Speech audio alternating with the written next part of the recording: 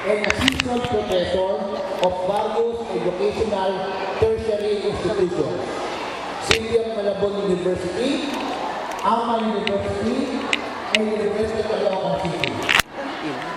He has a bachelor's degree in economics, master's degree in public administration, and doctorate degree of doctor in public administration. He teaches philosophy, political science, and other related subjects. He is an advisor and panelist to different pastoral students of UCC. He is also a freelance research speaker to different universities with topics like leadership and other social issues.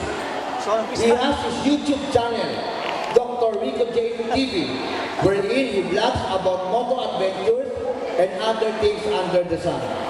He is presently an Administrative Officer 5 under General Services Department of Caloocan LGU. He is an active member of Speakers Bureau of Mayor Along Malapitan and Congressman Oka Malapitan. Ladies and gentlemen, let's all give him a round of applause. Dr. Federico Garcia Caboya. Grabe naman yun. Napaka-abat. Okay. So, ito. Pasensya na kayo dito maglakad, ha? Kasi, napakarami kayo isaw sa burgers. So, kayo mo. Kumakain din po kayo. Uric po pagka kumakain ng ganun. Ano? Pagka masyado kang kumain sa isaw, magkakaroon ko ng uric. Yuri. So, Yuri pala ito. Kaya pala.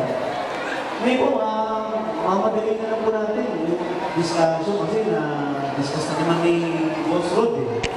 No, ngayon, ang kanin natin, kasi pamilya eh, kayo yung basic social unit, political unit ng ating lipunan. Ngayon, ito, paano ba magsasama ng matagal yung mag-asawa? Di ba magandang pag-usapan niyo? Bago tayo pumunta noon sa, ano ba? Ano naman, ma'am? Hindi ko marinig eh. Pera is like daw. Ay, like. Pera is like Money matters. Okay. Ngayon ito, ang gusto ko kasi mangyari, yung mag-asawa mo na tinapon mo yung parent towards your child, then doon sa bata, paano disiplinahin. Kung natin yung asawa, yung mag-asawa, yung muna yung gagawin dapat, at turing sa inyong mga inyong asawa, best friend. Best friend. Dapat sila ang best friend. Yung siya yung sinasabihin ninyo ng mga problema. Problema sa bahay, problema sa trabaho, problema sa pag-ibig, tama. Hindi na natin yung pag-ibig, syempre, dalawang mag-asawa, di ba? Baka mamaya niya, meron ka number 2. No? Okay, so yung dapat, ang turingan ninyo, best friend. Yung turing po ba ninyo sa asawa ninyo, best friend? Kaaway. Ano? Kaaway. Kaaway? Bakit naman, ma'am? Sa ganda ninyo ng ma'am, kaaway mo ninyo yung asawa nyo? Grabe naman. Okay. Ano? Single. Single siya! Wala pa hindi ka ba nagkakamali? Okay, maraming beses. Huwag natin sunod ng kamalian. Pituin natin yan. Mamaya. Okay, so... o yung mga best friend, di ba? Dapat tuloy yung best friend. Kahit ang problema, guys, no? Sasabihin nyo sa asawa ninyo. Huwag nyo, kasi pag di nyo sinabi yan, parang inalayin yung sarili ninyo. Yung pangalawa naman, ang gagawin natin, dapat, magpapaganda kayo, alagaan yung sarili ninyo, pagkatapos sa tama. Tama po yung unang kagandahan, hindi lang sa pagkadalaga, hanggang sa pag-asawa, alagaan ang sarili. Yun! Thank you, Mami. Kaya si Mami, ganda pa rin. Mami, ang kasama yan, may itsura na si Mami.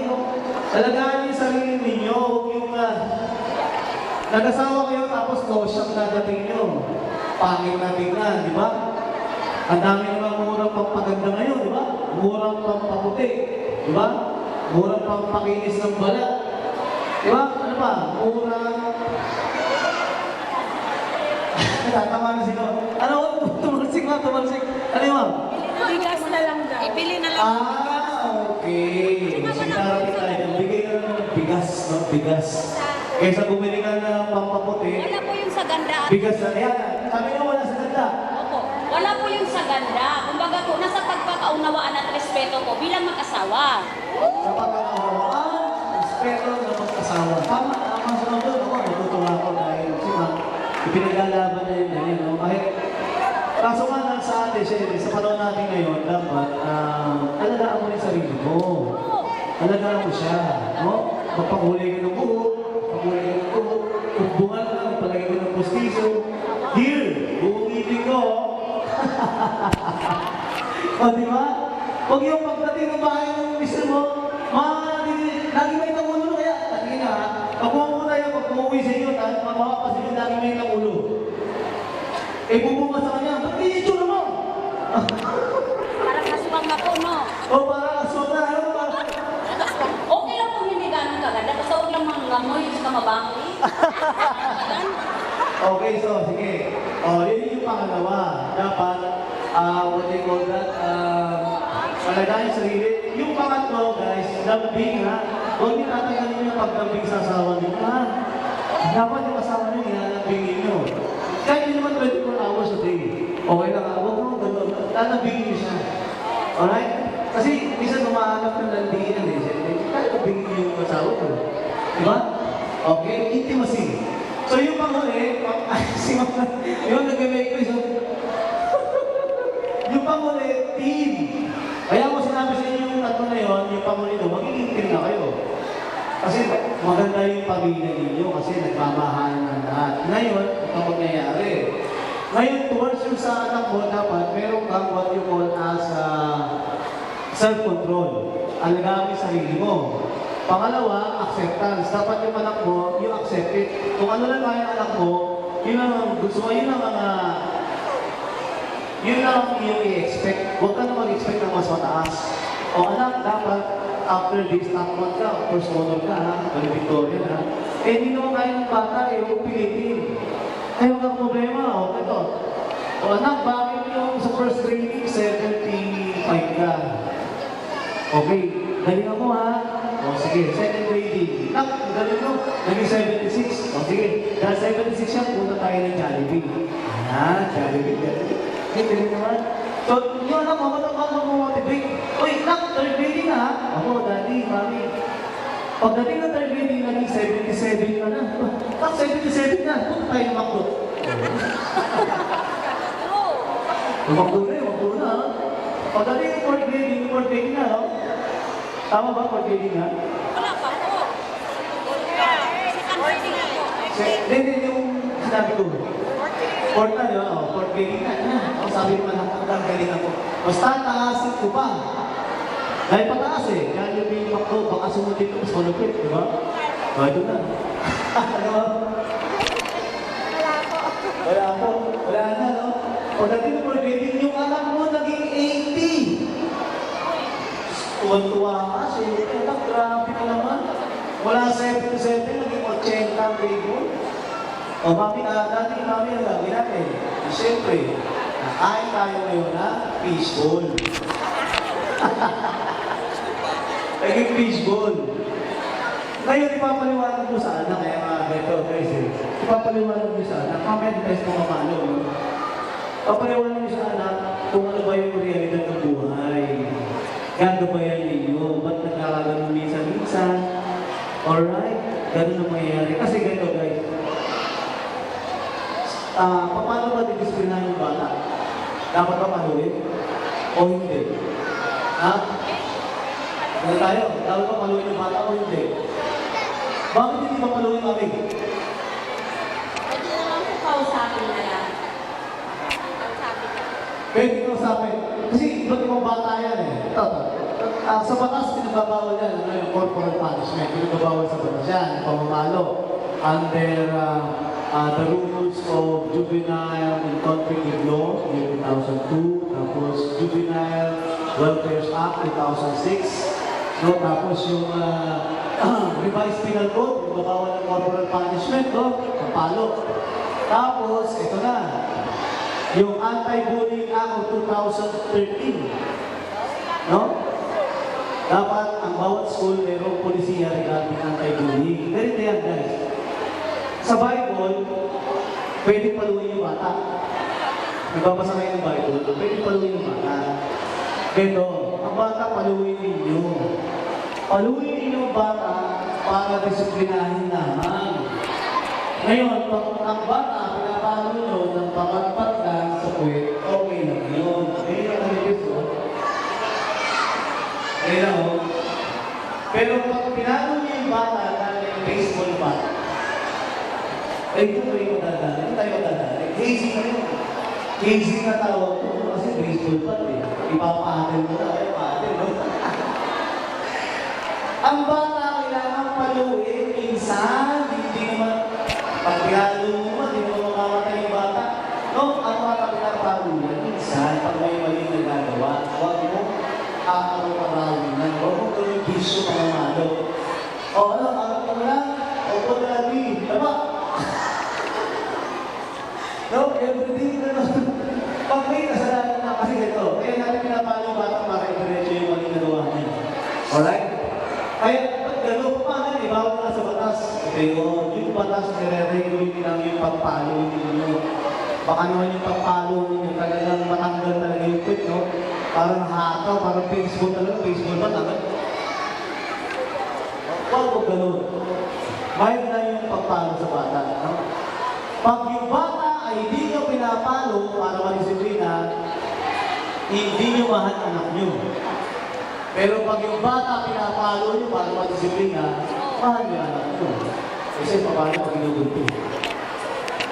Nagulpi. Ano ba? Ano ba kayo naman? Mahal na mahal! Di ko na. Mabindi ah. Galing naman. Pag inugulpi ko, mahal na mahal nyo anak ko pag inugulpi ko. Hindi ko ano ba? Tawa.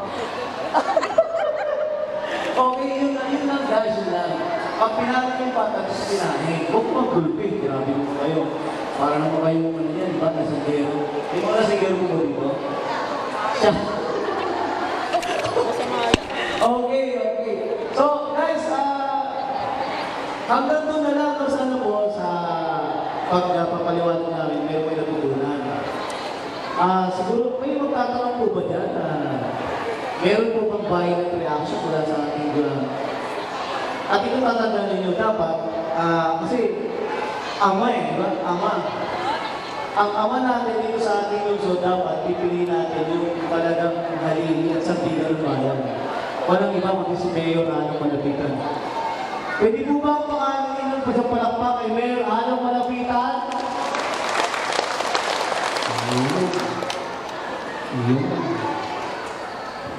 Yun ang sasabihin ko. Marami pa sana ako sasabihin regarding dito. No? Kaso nga lang, gumanda kasi ang muso ng Caloocan because of Mayor Along Malapitan. No? Baka mamaya na may nag-aalibig dyan. No? Pinag-aalibig si Rian, baka magsimula na ng mutiny. No? Sabi siya, anong mutiny? Mutiny. Yung umakit ng bundok. Hindi, di ba? Yung mutiny. Mutiny. Di ba yung mutiny? No? Mountaineer pala yun. Mountaineer. No, tawag yun. Mutineer, no? Mutineer yan. So yun lang, kung sino pinagkatiwalaan natin dito sa lungsod ng Caloocan, yun ang ating pagkakatiwalaan. Alright? Okay po? Okay mo, anong tanong niyo mo? Sige, question. Sige mo. Okay guys, maraming salamat po. Muli po, kami nagpapasalamat sa inyong oras. So, God bless us all and bye-bye. Maraming salamat po. Thank you po. Ngayon po, ating palakpakan, Dr. Federico Garcia Haboya.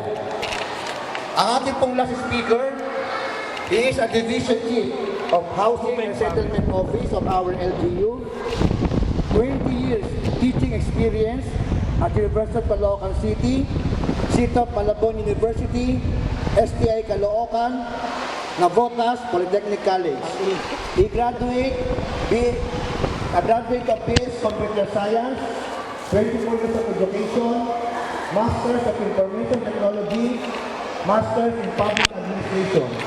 Currently, he is taking up Doctor in Public Administration. He is a member of